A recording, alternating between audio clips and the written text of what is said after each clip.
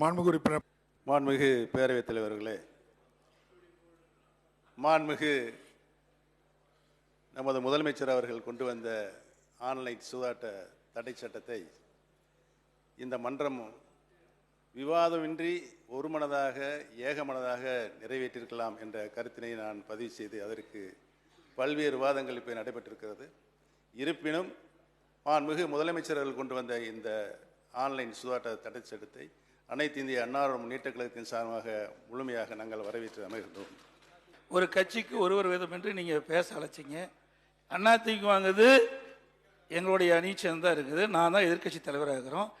எங்களுடைய சார்பாக மரியாதைக்குரிய சகோதரர் தலவாய் சிந்தனவர் பேசினார். அதுக்கு முன்னாடி மறுபடியும் விட்டீங்கன்னா என்ன இருக்குது? இதில் எந்த விதத்தில் இருக்குங்க? மறுபடியும் எங்க இருக்குது சொல்லுங்க. பெரும்பான்மை சட்டமன்ற உறுப்பினர் தான். இவங்களை உட்கார சொல்லுங்க, நான் பதில் சொல்றேன். பேரவைத் தலைவர்களே, நான் சொல்றேங்க. பாருங்க, பெரும்பான்மை சட்டமன்ற இங்க அவை எதிர்கட்சி தலைவர் பேசாங்க, உட்கார சொல்லுங்க.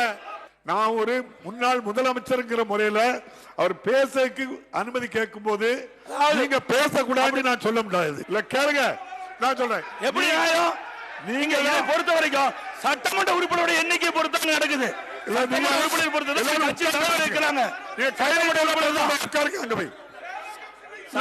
உறுப்பினர் பொறுத்த வரைக்கும் நீங்க முன்னாள் முதலமைச்சர் கருத்து சொல்ல கேட்டதுக்காக கொடுத்திருக்கு. சட்ட முன்வடிவுக்கு கட்சிக்கு ஒருத்தர் நீ சொல்லல.